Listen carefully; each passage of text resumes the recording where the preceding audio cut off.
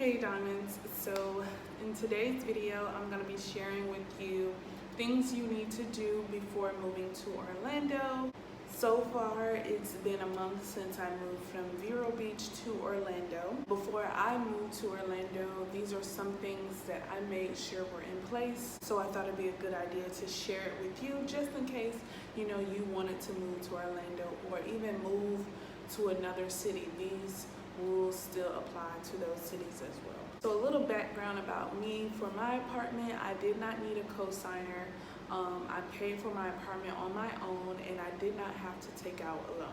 Before I get into this video, make sure you're subscribed and hit that bell to get notified every time I upload. Number one, the first thing that you need to do before you move to Orlando is save money. Now, when I say save money, most apartments want first month's rent, last month's rent with a security deposit. So you need to find out the cost of living for the area you want to move into. And you also have to pay an application fee. You have to pay an administration fee. And if you're first-time renters, you will have to pay a fee for that as well. So you need to save enough money for all of these fees, plus traveling to Orlando and food. And like I said, in order to know how much these categories cost in totality, you have to do your research and find out what the cost of living for that area is. The next thing you want to do is find a job. I like to use Indeed.com.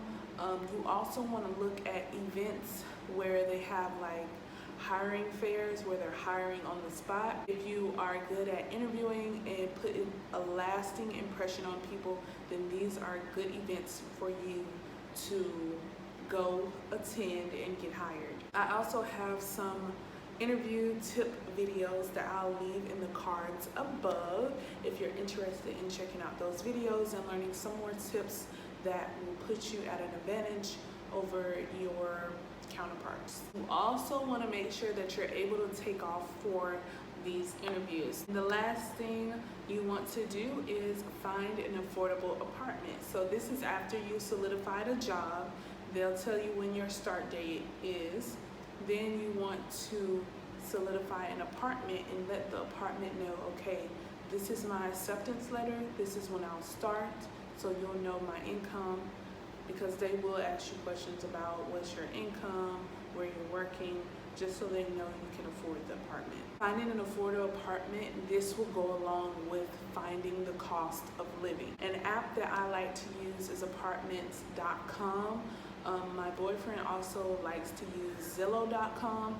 These are amazing apps to use to find out like the current cost of your apartment. Now, I will say the cost of Orlando fluctuates based on the market competition. So say for instance, apartments around the one that you want to live in, they rise their rental prices. The apartment that you want to live in will do the same just to compete with those apartments around it. Have a little leeway just in case the rent goes up. Now, what you want to do before you move is create a list of 10 possible apartments that you want to live in. Get their name, their address, phone number, fees that you would possibly have to pay. And then you want to narrow that list down to your top 3. Now, these top 3 are apartments that are in your budget and you want to take a tour of. When your job gives you a day off, go travel to Orlando and take a tour of the apartment complex.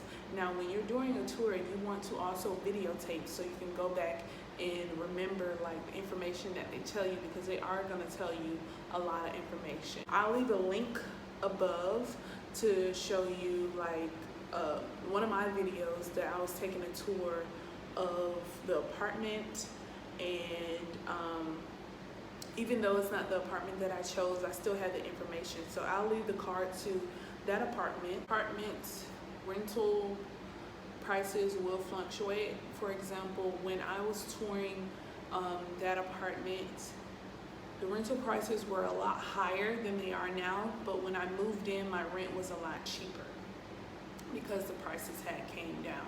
and my rent is still cheaper than what I budgeted for, which is perfect because I was like, okay, I'm gonna be paying this certain amount a month. If it comes out cheaper, I'll have extra money to allocate to different things. And yes, I did move to Orlando with my boyfriend. We made that decision. It is a lot easier to move to a new place with someone. That way you won't feel like you're like trying to navigate through Orlando by yourself. I just kind of had an advantage because I moved here with someone that I know and that I trust. And those are my tips on things you need to do before you move to Orlando. I hope you enjoyed this video. If you have any questions, make sure you leave them in the comment box below. Don't forget to comment, rate, and subscribe, and I'll talk to you loves later.